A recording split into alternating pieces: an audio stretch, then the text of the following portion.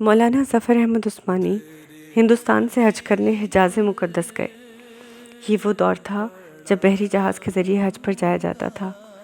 مولانا صاحب حج سے واپسی پر یہ واقعہ بتاتے ہیں کہ میں ساری عمر کسی محفل میں لاجواب نہ ہوا سوائے ایک موقع پر کہ جب ہم مدینہ گئے تو مسجد نبوی سے ملحقہ اپنا خیمہ لگایا اور وہیں رہائش اختیار رکھی۔ وہیں سے مسجد نبوی میں آنا جانا ہوتا تھا۔ موسم شدید گرم تھا۔ ہمارے ساتھی شام کا کھانا کھانے کے بعد تربوز کھاتے اور چھلکے باہر پھینک دیتے۔ اسی دوران ہم نے نوٹ کیا کہ ایک 7-8 سال کا بچہ آتا اور چھلکوں کے ڈھیر سے ذرا سی سرخی والا چھلکا اٹھا کر کھرید کر کھا لیتا۔ 2 روز تک تو ہم نے دیکھا۔ پھر ایک روز میں نے اس بچے کو اپنے پاس بلایا اور پوچھا کہ تم ایسا کیوں کرتے ہو؟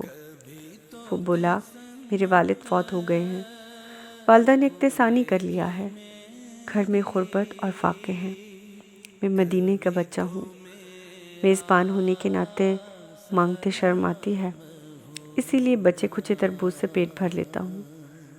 یہ سب سن کر ہماری آنکھیں آنسوؤں سے لبریز ہو گئی۔ ہم نے بچے سے کہا کہ ہمارے ساتھ کھانا کھا لیا کرو۔ پہلے تو وہ انکار کرتا رہا، پھر ہمارے اصرار پر رضامند ہو گیا۔ وہ بچہ روز ہمارے ساتھ آتا، کھانا کھاتا۔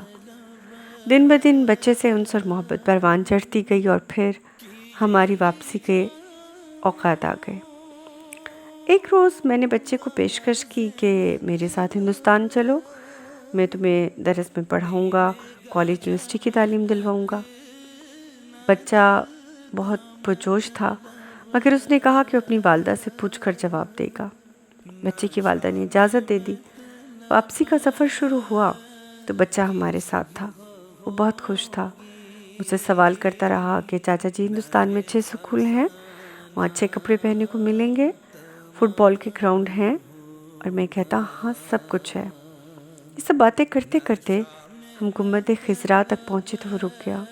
بولا، چاچا جی یہ سامنے والا گنبد بھی وہاں ہے؟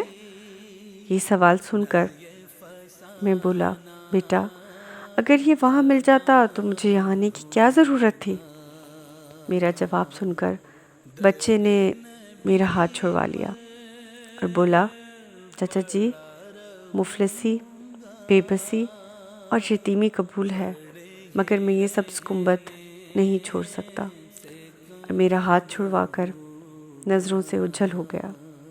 علامہ باقی زندگی اکثر اس واقعے کو یاد کیا کرتے تھے اور روتے تھے۔